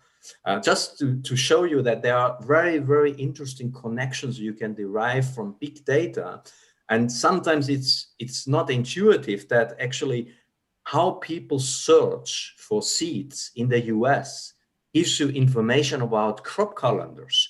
So when is actually the sowing time? This relates very much to how many searches you get and in what month of the year. So I just want to show you sometimes there is some counterintuitive data out there which makes you conclude very, very new interesting insights. That's just a point I wanted to make, and just show you a few examples also from IIASA's research in this context, and maybe we want to now open the floor for discussion. Thank you. Thanks a lot. Thank you, Stefan, very much. That was very interesting, and I was really impressed with all this data sets presented from and on behalf of IIASA as well. And I think that we have actually we had a great discussion even throughout our session, and was very happy to moderate this. And let me now have just some time. I know we were running a bit late, but I think it's very important for us. Just speaking in the words from Shamila talk, looking for their game changer. So what is our game changer that we can identify here after all this experience in data practice that we heard today from our speakers? So so I think that we have some questions to Christian as well. Shall we get back to this discussion and continue for save some a couple of minutes and to share our view on how we can solve those issues identified?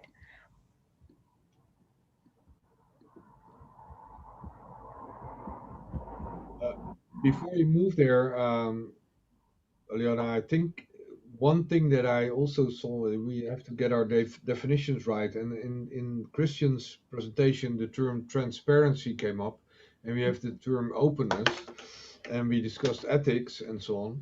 And what irritates me a little bit in the discussion, not here, but in the global discussion, is that open is then associated with the good guys and closed with the bad guys and so on, you know, while it's all about treating data, specifically data that are useful for research, as a global public good. Okay. And I said there is even no argument to say, oh, I paid for the data myself as a company because you deduce your research from taxes. So it's a global public good. And I think the first thing we really have to get to is to this abuse of the term open. Because open science is not about throwing everything out in the open, also the data. It is open protocols, transparency in how you got to your conclusions, reusable workflows, open data where possible, as close as necessary. So I think we really move, as I think Stefan said in the beginning, we have to move beyond fair. Fair doesn't say anything about data quality, about fairness with small letters or anything, or ethical things. It's just saying the data are machine readable. So I think the next step is that we require as open as possible, as closed as necessary. That's already a slogan in the Commission and the European Commission. But I would add another one, as distributed as possible, as centralized as unavoidable or as necessary. Because coming back to the African situation, if we go back to the Ebola epidemic, all the data are now with the donors in the north, and the Africans cannot even access them anymore. But in the fair data points that we now have in COVID, the data never leave Africa. And right now we are even in a localization process of CDAR from Stanford, because we say, okay, it's good to make the metadata templates on the server in Stanford, but we are not going to send the African data to Stanford and back, even not if they go back to Africa. They say, no. These personal data will never leave the country. The moment they're in the United States, I don't trust them anymore. So equity and treating data as a global public good and having additional basic principles that UNESCO and the EC and so would promote, I would suggest as open as possible, as close as necessary, as distributed as possible, as centralized as unavoidable. If I may just quickly respond to that. No, I like all these slogans and I fully underwrite all of them. But again, it's in our very specific little world, it's an issue it's an issue of practicability. What we are actually aiming at is really a definition of actionability of information, which is one aspect of quality, of course.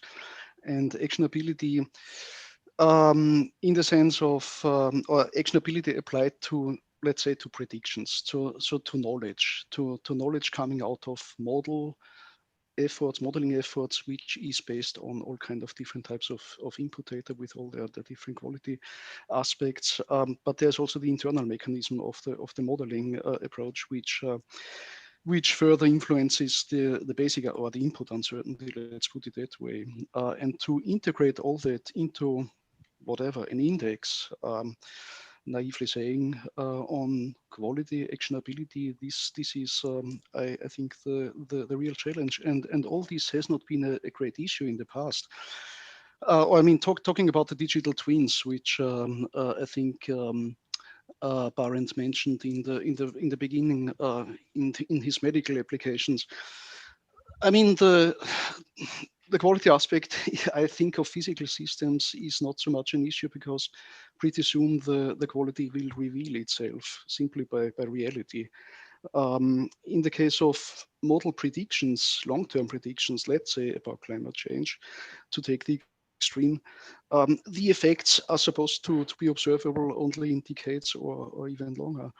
And therefore the issue of being able to determine or assessing or narrowing down in a sense the actionability of the prediction is really an urgent issue, because it has tremendous social and economic, which then again is social implications. Thank you very much. I think that we're now concluding our session, and I wish to again thank you for your presentations, and that was an excellent discussion, and which one I personally really enjoyed. And I think that if we could have time, we could, it's especially if offline, we could speak for a couple of hours after.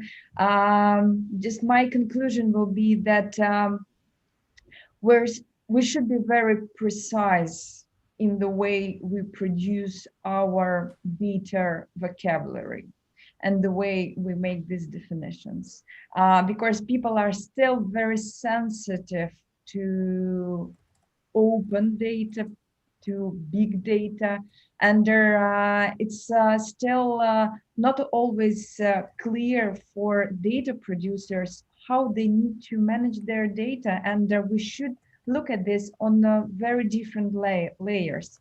So from their top layer, where we have their decision makers, and where people can evaluate signs by the way they treat their data, the way they produce their data, but also we should take care of data ethics. I think that's extremely important point, because we should be aware that we're living in a big world, and not every scientist is already ready to make their data sets AI ready. And we should, so I think that I'm looking forward to game changer. I really like this from your presentation, Shamila. So I think that our game changer is systems approach. Just try to, at every moment, to consider all the specifics of the way we promote data science. So let me apologize that we just running a bit late, but not much. So, and I'm just now giving back the stage to the organizers to make the final final session and closing remarks. Thank you. Thank you very much.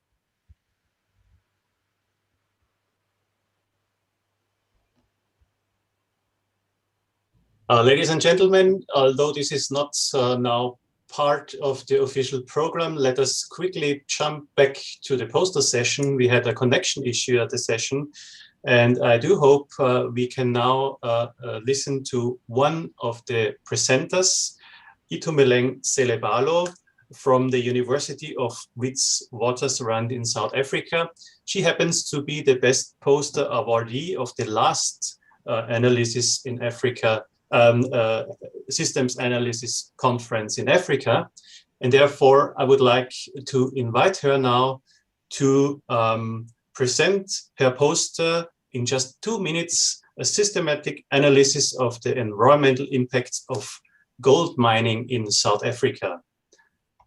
Itumeleng, the stage is yours. Hello, everyone. Okay, awesome. So I'm presenting my master's project, which is based on water catchment, water resource protection in water catchments in South Africa. So as a strategic water area, the Beta River catchment is basically responsible for contributing high water volumes and groundwater recharge. The Olifants River catchment is one of South Africa's most economically viable catchment. So it supports like conservation area, large areas of farming and mining. So as part of the problem, I was assessing the impact of gold mining in the Beta on how that will impact groundwater contamination, and then how that will impact the purpose of the contribution of the catchment in terms of water availability in the Olifants River catchments. May I please have the second slide? So basically, the modeling process involved model conceptualization, but I created a very extensive model trying to represent the gold mining process in terms of ore mining, and also leading on to processes such as wastewater production in the mining industry, and then how that interacts with the groundwater resources in the area. And the last poster, the last slide. So based on my simulation work, I simulated 4 main intervention measures which will be implemented by the mining industry in order to mitigate the impact that wastewater from the mining industry has on the groundwater resources. So based on this is my final finding, which is the implication of these interventions on groundwater risk. So the groundwater risk was a ratio that was calculated based on the fact that the more wastewater produced in the mining industry, this will increase the groundwater contamination risk. And based on my finding, the implementation of a synthetic lining in the tailings dam reduces seepage and groundwater and tailings dam and wastewater interactions, hence that leading to reducing the groundwater contamination risk. So, and the main part of my project was to attempt to justify how system dynamics modeling in collaboration with traditional environmental assessment measures like EIAs could be used to analyze the impact of traditional land uses such as mining on the hydrology of catchment areas, and how can this also contribute to the effective watershed management strategies, water resource planning, and the protection of significant catchments such as the Beta River catchment as a strategic water area of South Africa. Thank you very much. Yeah, thank you very much. Further discussion is possible and available via the IIASA Connect platform. With this, yes. I would like to hand over to the moderator of the final closing session. Thank you. Thank you. Hi, good afternoon, everyone. Good evening to people in Asia. Good morning to people in the States and the Americas. We've come to the closing session. We're going to start this session with a video from academician Vladislav Panchenko.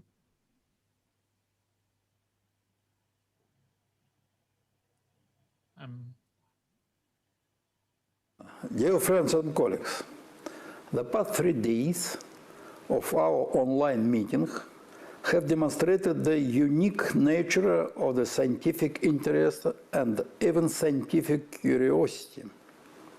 We tried to bring together diverse opinions, views, and perspectives.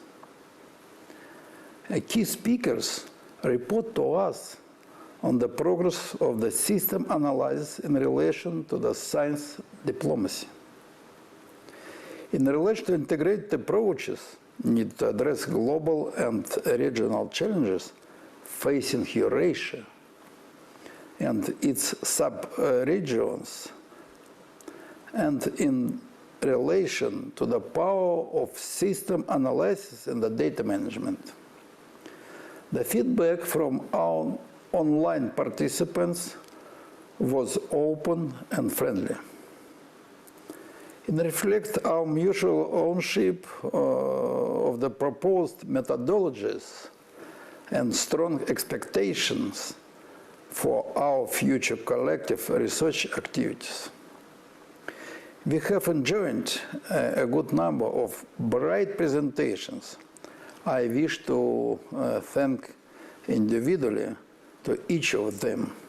And I want to acknowledge the modern leadership shown by IIASA Director General, CEO Dr. Albert van Jaarsveld.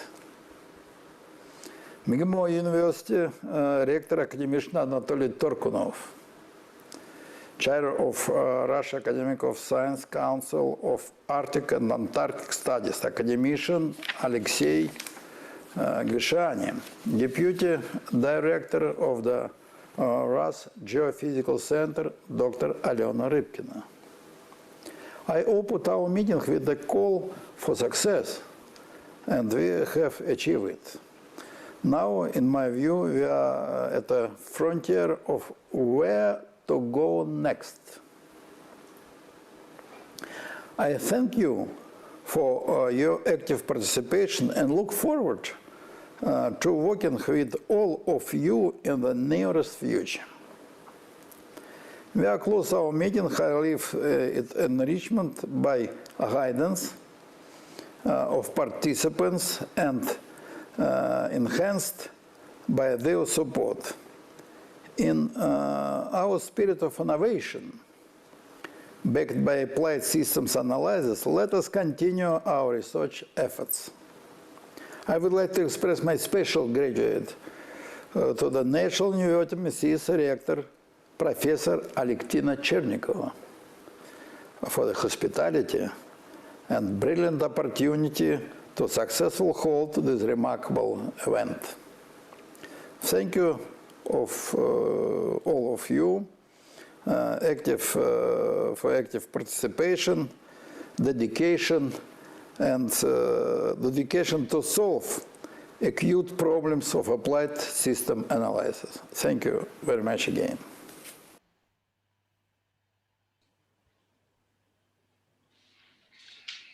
So thank you. I'd like to pass the floor to Dr. Albert van Jaarsveld, Director General of IIASA, to close the conference.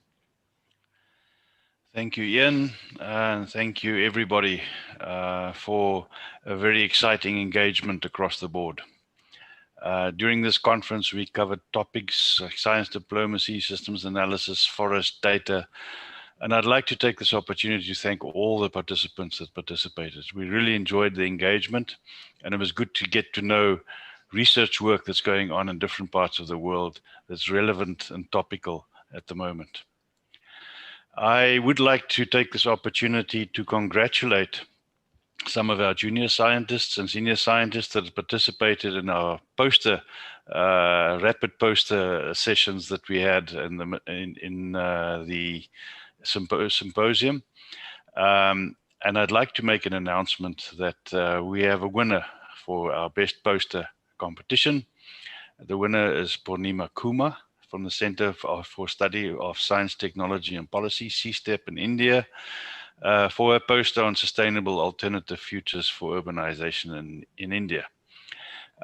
We will certainly engage with Purnima, and I'd like to first of all congratulate her, but secondly, I hope that she will join us physically or virtually, depending on the COVID realities, in Beijing, China, towards the end of this year, hopefully, to again present her poster at that particular occasion. So congratulations to her and everybody involved in the research for that particular achievement. I would like to also take this opportunity to thank all the conference partners, Russian Academy of Sciences, the Russian Foundation for Basic Research, National University of Science and Technology, the Austrian IIASA Committee at the Austrian Academy of Sciences, our Finnish Committee for IIASA, the Committee on Data of the International Science Council, as well as support from the Systems Analysis Committee of the Russian Academy of Sciences and the Geophysical Center of the Russian Academy of Sciences.